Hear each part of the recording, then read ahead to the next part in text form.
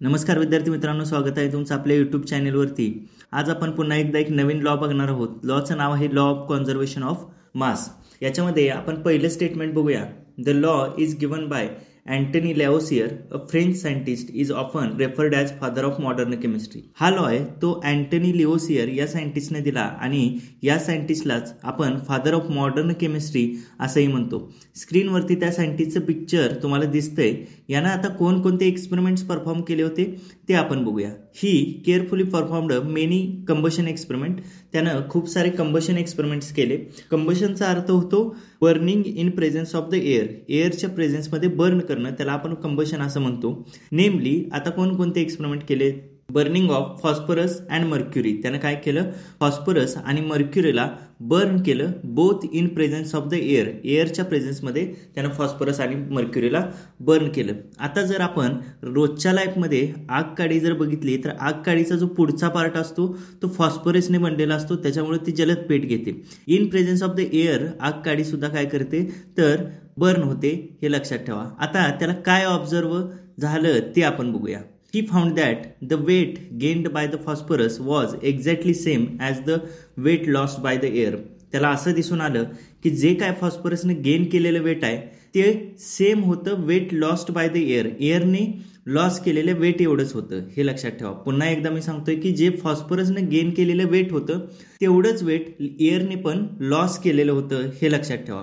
म्हणून त्यानं पुढे एक गोष्ट अशी मांडली, he observe that total mass of the reactant is equal to total mass of the product. म्हणजेच रिएक्टंटचं जेवढं मास असतं तेवढंच मास कोणाचं असतं तर प्रॉडक्टचं असतं, हे बघूया। आता एक एक्झाम्पल घेऊन आपण हे समजून घेऊया। समजा एक फिजिकल प्रोसेस आहे। मी सगळ्यात सुरुवातीला इथं बिकर घेतो आणि स्क्रीनवरती तुम्हाला बिकर दिसतच असेल आणि त्या बिकरमध्ये आईस आहे आणि त्या आईसचं जे मास आहे ते 100 ग्राम आहे। मी इथं लिहितो 100 ग्राम ऑफ द रिएक्टंट। तुम्हाला स्क्रीनवरती दिसते की सॉलिड वॉटर आहे, आईस त्याला आपण म्हणतो। 100 ग्राम ऑफ रिएक्टंट घेतलेला आहे, तो पुढे जाऊन कन्वर्ट झाला लिक्विडमध्ये, लिक्विड वॉटर लिहिलंय आणि त्या लिक्विड वॉटरचं सुद्धा मास आहे ते 100 ग्रामच आहे।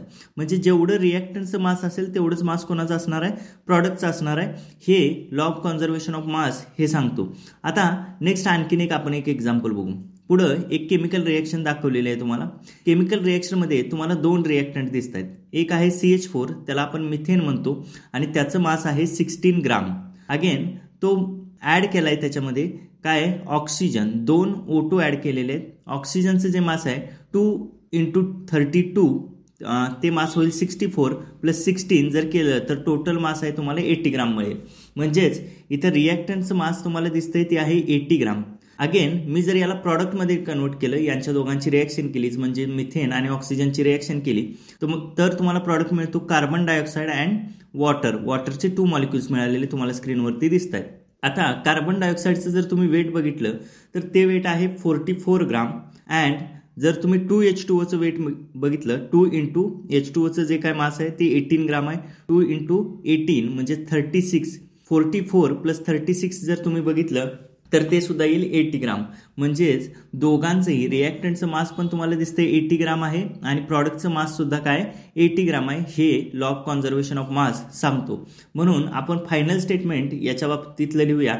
दस the law of conservation of mass states that mass neither be created nor be destroyed. म्हणजेच हा लॉ काय सांगतोय?